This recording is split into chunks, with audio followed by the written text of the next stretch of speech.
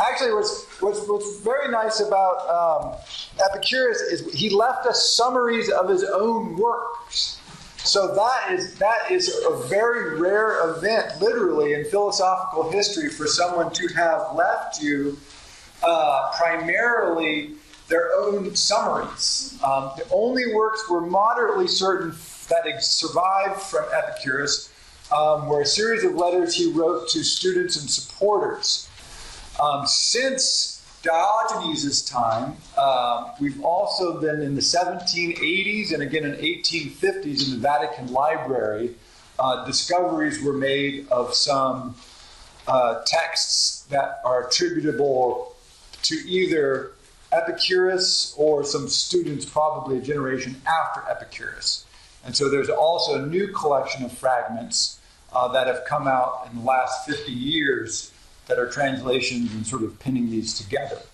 Recently being in the 1970s, some badly damaged texts were found in excavation. Outside of Pompeii, there is a city that was not nearly so badly damaged, whose name I cannot remember, and they were found there at a library of what looks to have been an Epicurean philosopher. So there may be, if some of those remnants can be translated and saved, and they're getting better at that all the time, we may actually have some, in the next 20 years, we may have more texts by Epicurus than we've ever had. But that's still, we'll have to see. Expensive, time-consuming, and a technical challenge, but perhaps we can pull it off. Again, Epicurus lived 341 to 270. This is in post-Old Golden Age Athens. The Greek world had been conquered by the Macedonians, Alexander in particular. Alexander dies, and then you get the political turmoil that follows the death of Alexander. This is Epicurus' life. He overlaps with that. He was born in a colony of Athens to parents who must have been relatively poor. And then he moved around a little bit, began studying philosophy under several teachers, seemed heavily influenced by Democritus and the atomists, the guys that we started with, the natural philosophy school. I'll talk about how he broke with them and ended up founding his own school, we think potentially first in Lesbos, and he may or may not have been kicked off the island by the students of Aristotle, because remember, Aristotle had a school there. So it looks like he was chased out of town, although how true that is, we don't know. Settled in Athens and started his own school there called the Garden, and taught there for the rest of his life. He was exceptionally well-known and well-regarded in his own lifetime, so much so that even philosophers who disliked him said nice things about him. They said, well, his philosophy is no good, we think he's wrong-headed, but what a hell of a guy he is. We really like him. So you'll see why, as we read through his principal doctrines here, why Epicurus is well known, amongst other reasons, is he basically was completely antithetical to the society he lived in, was heretical, anti-political, really makes Socrates look like he has nothing as far as aggressiveness in being an anti-populist, and yet somehow died a hugely popular and famous guy, and was noted as such throughout history well into the Roman times. Significantly, he was hugely influential on the foundation and growth of Stoicism, about which the Stoics and the Epicureans agree on many things and disagree on many things. But what they agree on, much of that comes from Epicurus. So this is important to know, because that's where we'll move next to Stoicism. So Epicurus worked in two major fields. One is natural philosophy, what we would call the sciences today. And if you look at the works that he wrote during his lifetime, he was working a lot. More than half of them are on questions like the nature of the atom, how the celestial bodies move through space, on the sea, on creatures that swim in the sea. He was heavily invested in natural philosophy, an attempt to understand the natural world with reason. This came directly from the atomists, Democritus and that school that we talked about first, the Milesian school. What's important about this is the reason he wanted to study natural philosophy is because he thought men live in the thrall of superstition and fear. We fear the gods, We fear the judgment of the gods. We fear death. We fear the judgment of our fellow human beings. We fear the unknown, essentially. And he said the goal of philosophy is to liberate men from fear. And to do that, you have to liberate them from superstition. This is the key to understanding just about everything that Epicurus does. He wants us to have no superstition at all. If you can achieve that, he thought, then we would have no fear. Because there is nothing to fear as far as Epicurus was concerned. We do not need fear. It just hinders us if it does not help us. The goal of Epicurean philosophy is called ataraxia. It's probably the best translation. All of this is, what's your best translation? It's probably tranquility, equanimity of mind and body, a joyous peacefulness. Now, people have accused Epicurus, as you'll see why, of being a hedonist.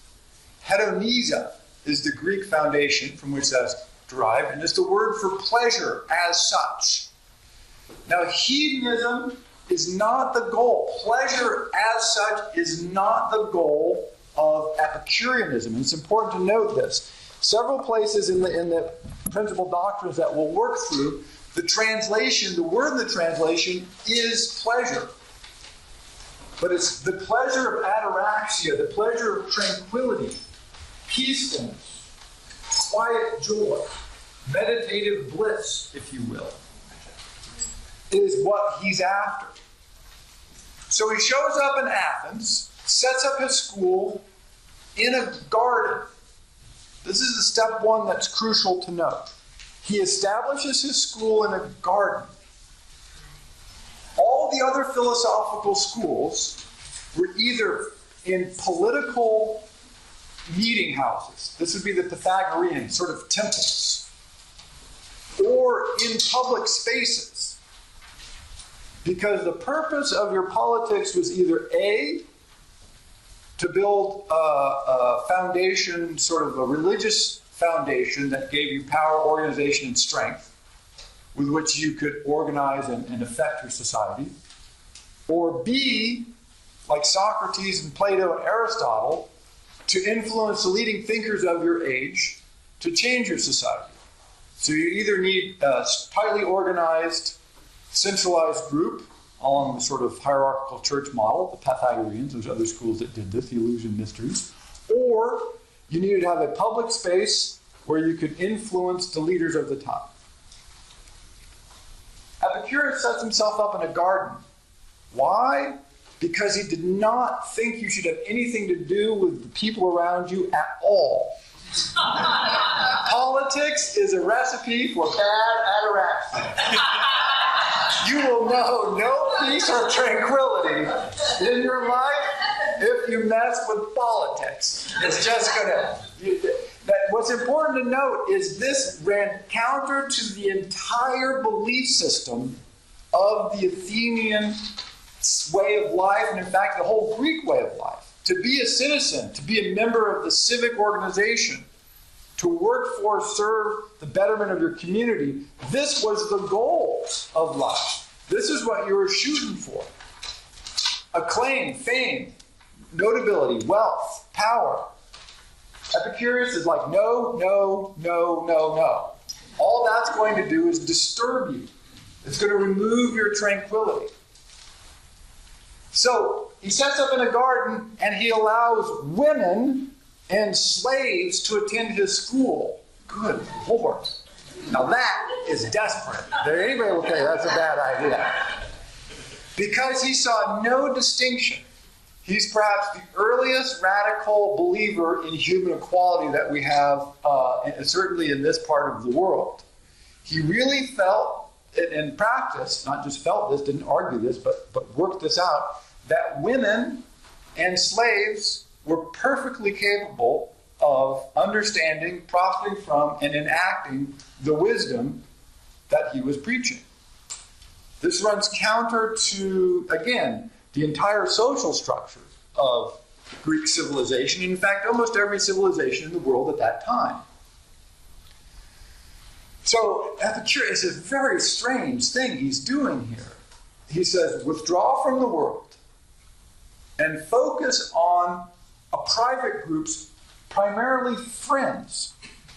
What you want in life, what makes life good and allows you to achieve tranquility are friends.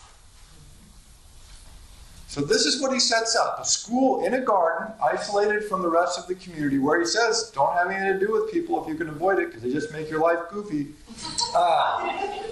Don't do politics, respect women and slaves as your equals, and life will work out. Did many men show up? Yes, many people showed up. This is the interesting thing. They lived sort of moderately communally.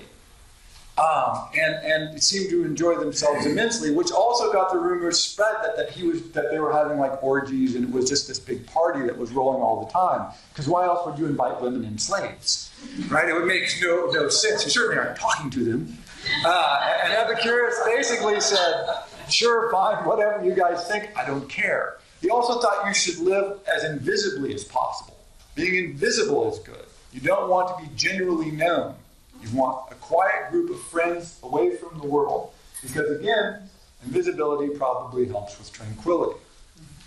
So 2 halves of his philosophy. The first half, as I mentioned, was the natural philosophy. And essentially, Epicurus got every possible tenet of the foundation of science wrong. So if you want to read this part of his writings, knock yourself out. You can do. There's not a lot of that anyway. Like I said, this is all we have. But you can read De Rerum Natura, a big long poem, very fascinating, from a follower of Epicurus that lays out his entire theory of how the world works. Again, he didn't do badly, considering what he has to work with, but basically it's all wrong. So it's an early attempt at science, an attempt to apply reason to what you could experience and explain everything from that. That's the goal. No gods making the sun rise and fall, no invisible spirits at work, no absolute transcendent souls. All that crap is gone.